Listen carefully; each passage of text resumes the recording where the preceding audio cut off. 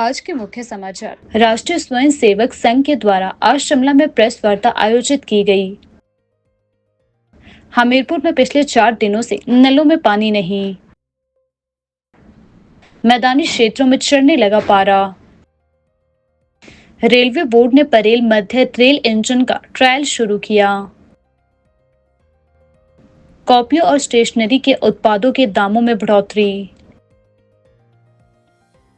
शैक्षणिक सत्र 2026-27 से पहली से 5वीं कक्षा तक का सिलेबस बदलेगा। विधानसभा बजट सत्र में नेता प्रतिपक्ष जयराम ठाकुर ने विपक्ष की भूमिकाओं की सराहना। विधानसभा बजट सत्र के आखिरी दिन मीडिया से रूबरू हुए मुख्यमंत्री सुखविंदर सिंह सुक्खू। अब समाचार विस्तार से।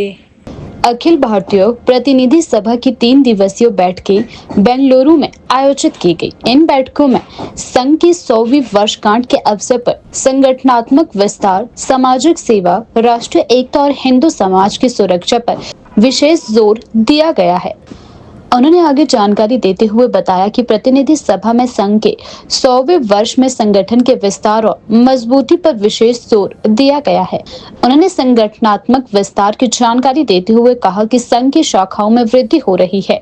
प्रतिदिन 83,129 शाखाएं 51,570 स्थानों पर लगती है, जो कि पिछले वर्ष की तुलना में 10,000 अधिक है। इस पत्रकार वार्ता का जो हेतु है वो प्रतिवर्ष संघ की एक बैठक होती है, उसको अखिल भारतीय प्रतिनिधि सभा बैठक बोलते हैं। इस बार की जो अखिल भारतीय प्रतिनिधि सभा बैठक थी वो हम सबकी जानकारी में भी होगा कि वो बेंगलुरु में थी। बेंगलुरु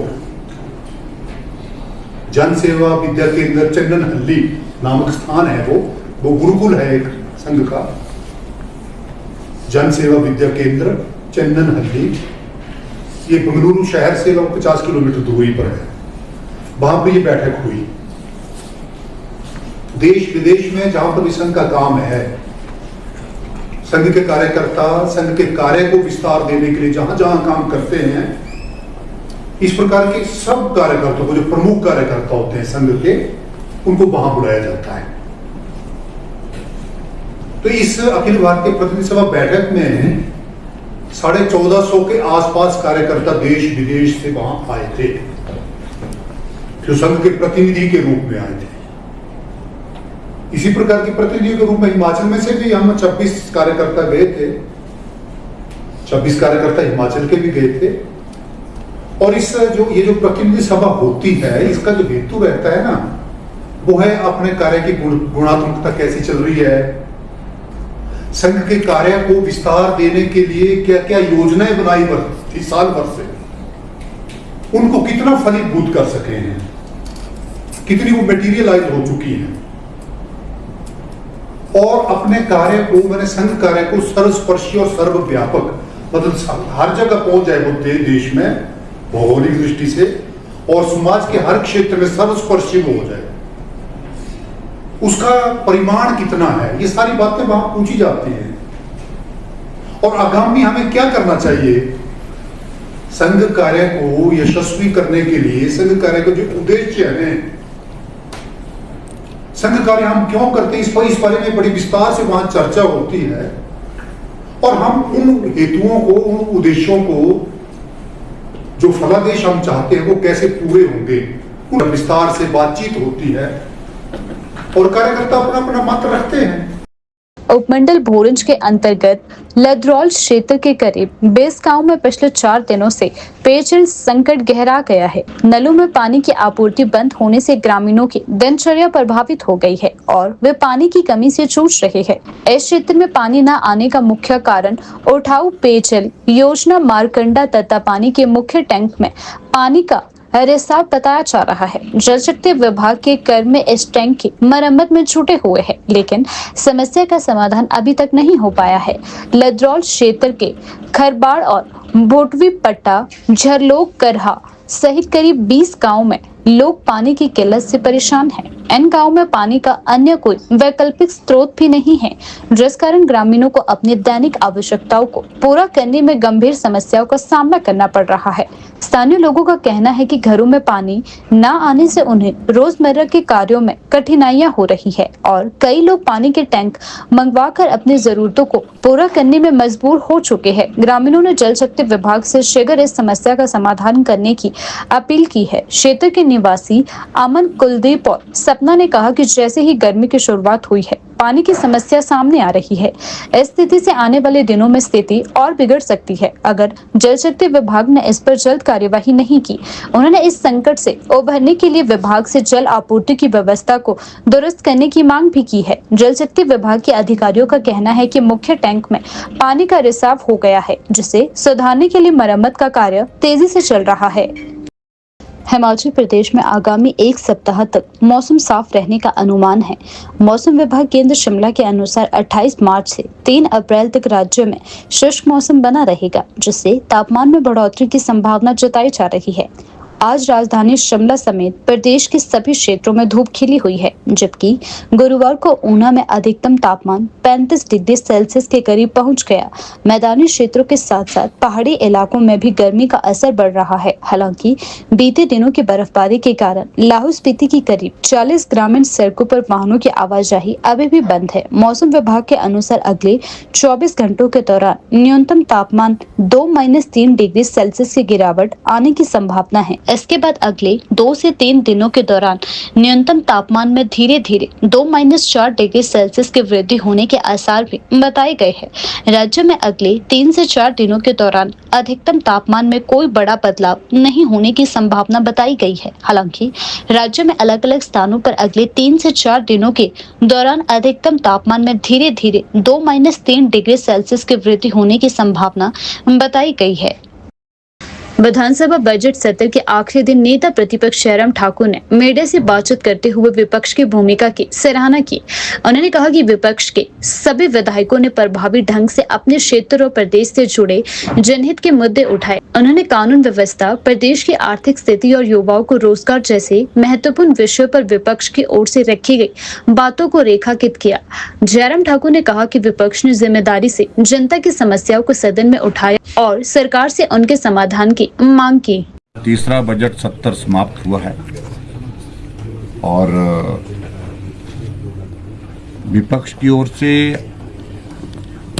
सभी माननीय विधायकों ने बहुत प्रभावी ढंग से अपने क्षेत्र के मुद्दे और प्रदेश से जुड़े हुए जनहित के मुद्दे, चाहे वो कानून व्यवस्था है, चाहे वो प्रदेश की आर्थिक स्थिति है, चाहे प्रदेश में नौजवानों को रोजगार देने की बात है और चाहे प्रदेश में बढ़ते हुए नशे का प्रचलन, ऐसे महत्वपूर्ण विषयों पर बहुत विस्तार से अपनी बात रखी है चर्चा के माध्यम से, जिसके लिए मैं सभी विधायकों का धन्यवाद भी करता हूं। और अपने विधानसभा क्षेत्र से विकास से जुड़े हुए मुद्दों पर भी सभी विधायकों ने प्रमुख रूप से प्रश्नकाल के दौरान और नियम के मुताबिक जो है और जब भी उनको मौका मिला है अपने मुद्दे उठाए हैं। सत्र अब की बार छोटा हुआ और जिसमें मात्र 15 सीटिंग्स हुई। हम एक्सपेक्ट कर रहे थे 20 से 22 सीटिंग्स की एक्सपेक्टेशन थी विपक्ष की, ताकि हम और भी मुद्दों को उठा सकते थे, लेकिन सत्र छोटा हुआ। अब की बार सत्र के दौरान हमने इस बात को भी देखा कि जो ब्रेक होती थी बजट सत्र में, जिसमें कमेटीज की जो मीटिंग्स होती थी, वो ब्रेक भी नहीं थी और एक सैटरडे को छोड़ करके बाकी सैटरडे वर्किंग डे के रूप में भी कंसिडर हुए। लेकिन फिर भी उसके बावजूद भी हमने इस बात को सुनिश्चित किया कि विधानसभा के अंदर जिस भी मुद्दे पर हमको बात करनी है, हम अपनी बात रखें और हमने बात रखी। मैं इस बात को दावे के साथ कह सकता हूं कि विधानसभा के अंदर जिन मुद्दों को लेकर के विपक्ष के हमारे सभी विधायकों ने अपनी बात रखी है, पूरे प्रदेश में लोगों ने उसकी सराहना भी की है। लोगों ने कहा कि ये मुद्दे जो है वो बहुत महत्वपूर्ण थे। चाहे वो मुद्दा जो है कानून व्यवस्था से संबंधित था, चाहे वो प्रदेश की आर्थिक स्थिति, जिस तरह से मैंने जिक्र किया, जिस भी मुद्दे को लेकर के हमने बात की, वो सारे महत्वपूर्ण थे। लेकिन फिर भी उसके बावजूद अपनी एक सीमा होती है समय की। जितना हम चर्चा कर सकते थे, जो उपलब्ध हमारे पास समय था, जो अपॉर्चुनिटी थी, उसका हमने पूरा लाभ उठाने की कोशिश की, पूरा इस्तेमाल करने की उसका उपयोग करने की कोशिश की है। और पिछले कल भारतीय जनता पार्टी ने विधानसभा के अंदर के अलावा विधानसभा के बाहर भी बहुत प्रभावी प्रदर्शन, जिसमें प्रदेश भर से हजारों की संख्या में लोग आए थे, उनके माध्यम से भी जनहित के मुद्दों को उठाया है। मैं सिर्फ इतना ही कहना चाहूंगा कि विधानसभा के सत्र के दौरान जिन मुद्दों को उठाया है, उन मुद्दों को अभी भी विपक्ष जो है लोगों तक पहुंचाने के लिए लोगों के बीच में जाकर के बात करने का क्रम जारी रखेगा। और सरकार ठीक काम करे, ठीक निर्णय लिए, जनहित में फैसले ले, जनहित के काम करें, इसको सुनिश्चित करने में विपक्ष की भूमिका बहुत महत्वपूर्ण होती है। उस भूमिका को हम हमेशा जारी रखेंगे। आगामी शैक्षणिक सत्र की शुरुआत के साथ ही महंगाई ने अभिभावकों की चिंता बढ़ा दी है। कॉपी और स्टेशनरी उत्पादों की कीमतों में 3 से 5% तक की वृद्धि ने शिक्षा खर्चों को और बढ़ा दिया है। पिछले वर्ष 30 रुपए में मिलने वाला रजिस्टर अब 30 में 120 पृष्ठों के बजाय केवल 100 पृष्ठों के साथ ही उपलब्ध होगा, जिससे पृष्ठ संख्या में 20 की कमी आई है। यह बदलाव छात्रों के लिए असुविधाजनक हो सकता है।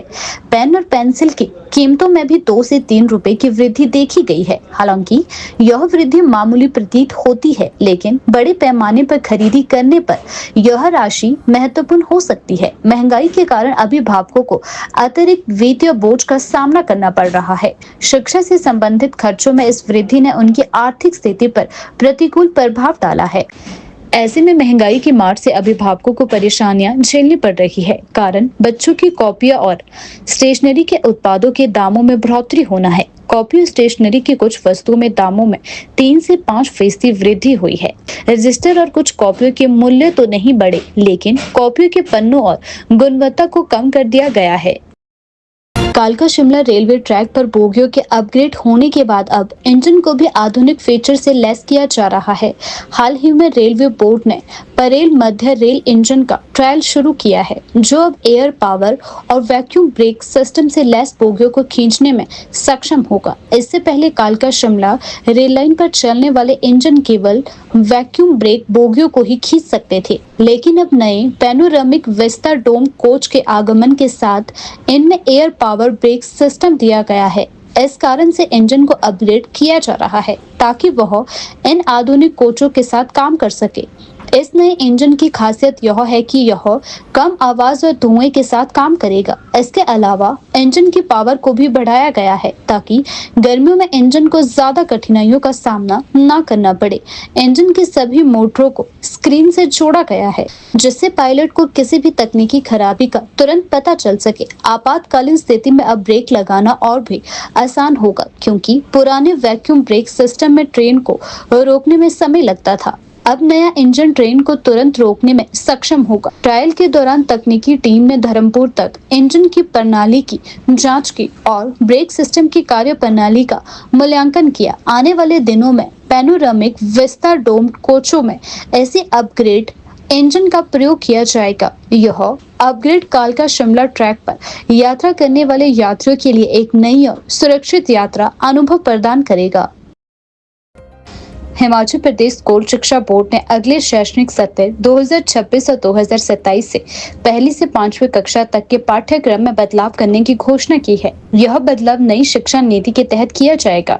इसमें शिक्षा बोर्ड और NCERT के पाठ्यक्रम को अपनाया जाएगा। हालांकि इस सत्र में कोई पाठ्यक्रम में बदलाव नहीं किया गया है और वर्तमान सिलेबस को भी लागू रखा गया है। वर्तमान में यह स्पष्ट नहीं है कि पाठ्यक्रम में किन किन बदलावों की योजना बनाई जा रही है, क्योंकि NCERT पाठ्यक्रम में होने वाले बदलावों को ध्यान में रखते हुए यह निर्णय लिया जाएगा। शिक्षा बोर्ड इस समय केवल उन बदलावों को लागू करेगा जो NCERT अपने पाठ्यक्रम में करता है और इस संबंध में अधिक जानकारी आने वाले समय में उपलब्ध होगी। इसके अलावा हिमाचल प्रदेश स्कूल शिक्षा बोर्ड हर साल प्रदेश सरकार की योजना के तहत 1ली से 8वीं कक्षा तक के बच्चों को निःशुल्क किताबें मुहैया करवाता है। 2025 और 2026 शैक्षणिक सत्र के लिए किताबों की आपूर्ति शुरू हो चुकी है और स्कूलों से जुड़ी संस्थाएं भी बोर्ड के बुक सेंटर से किताबें प्राप्त कर सकती है। यह कदम प्रदेश के छात्रों के लिए एक बड़ी सुविधा साबित हो सकता है, क्योंकि इसमें पाठ्यक्रम के बदलाव के साथ साथ किताबों का वितरण भी सुनिश्चित किया जाएगा। विधानसभा बजट सत्र के अंतिम दिन मुख्यमंत्री सुखविंदर सिंह सुक्खू मीडिया से रूबरू हुए। इस दौरान उन्होंने कई महत्वपूर्ण विषयों पर चर्चा की। मुख्यमंत्री ने बताया कि कई माननीयों के भत्ते पिछले 9 वर्षों से नहीं बढ़ाए गए थे और अब इसे ध्यान में रखते हुए कुछ बदलाव किए गए हैं। सुखविंदर सिंह सुक्खू ने आगे जानकारी देते हुए बताया कि कई माननीयों के बिजली और पानी के बिलों को बंद कर दिया गया है, साथ ही टेलीफोन के बिल भी बंद कर दिए गए हैं। उन्होंने यह भी कहा कि जब एक आम आदमी अपने बिलों का भुगतान खुद कर सकता है तो माननीय और सभी लोगों को इस सुविधा से बाहर क्यों रखा जाए। इस कदम को एक नई दिशा के रूप में देखा जा रहा है, जिसमें मुख्यमंत्री ने यह संदेश देने की कोशिश की है कि सरकारी खजाने का सही तरीके से उपयोग किया जाना चाहिए और सभी को समान रूप से जिम्मेदारी का एहसास होना चाहिए। मान्यों के 24-25% या इससे थोड़ी ज़्यादा होगी और उसकी जो मान्यों के जो भत्ते हैं वो 9 साल से नहीं बढ़े थे और ये भत्ते इसलिए चर्चा में आते हैं क्योंकि इसके लिए सरकार नहीं कुछ कर सकती। हम तो सरकार है जो मंत्रिमंडल के सदस्य है, तो विधानसभा में भी लाना पड़ता है। 9 साल के बाद ये बिल आता है। अब चीफ सेक्रेटरी साहब की पे है 3 लाख 3.5 लाख, हमारे सेक्रेटरी जी की पे है 3,10,000, डॉक्टर है प्रोफेसर डॉक्टर की पे है 3,20,000 और MLO की पे, सरकार के जो हम मंत्री हैं उसकी बात नहीं है, जो MLA है उनकी पे ना उनको गाड़ी मिलती है। कई लोग सोचते हैं कि जो गाड़ी मिलती है वो सरकार के द्वारा उपलब्ध हो जाती है, ऐसा नहीं है।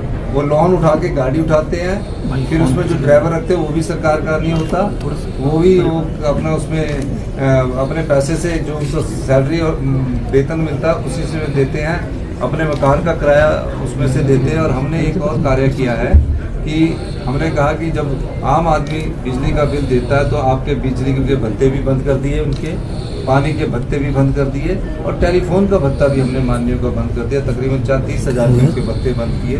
तो अगर इन्फ्लेशन के हिसाब से देखा जाए तो कोई ज़्यादा बढ़ोतरी नहीं हुई है। कई विधायकों का सत्ता पक्ष और विपक्ष का कहना था कि हमारे को भी किसी का स्केल तो दे दो, कि हमें कम से कम सेक्रेटरी का स्केल दे दो। सेक्रेटरी का स्केल देते तो उनको और ज़्यादा बहुत वृद्धि, पर संविधान में ये प्रावधान नहीं है कि हम उन्हें सेक्रेटरी का स्केल दें, प्रिंसिपल सेक्रेटरी का स्केल दें या चीफ सेक्रेटरी से ऊपर का मंत्रिमंडल के सदस्य स्केल दें। इस प्रकार का प्रावधान नहीं है। तो उनकी जो सैलरी है मेरे ख्याल है कि एडिशनल सेक्रेटरी के बराबर ही होगी, एडिशनल सेक्रेटरी से ज़्यादा नहीं है, ये मैं कह सकता हूँ। और जो हमारे मेडिकल कॉलेज के प्रोफेसर सीनियर होते हैं उनसे भी कम है, ये मैं कहना चाहता हूँ। बहुत बहुत धन्यवाद।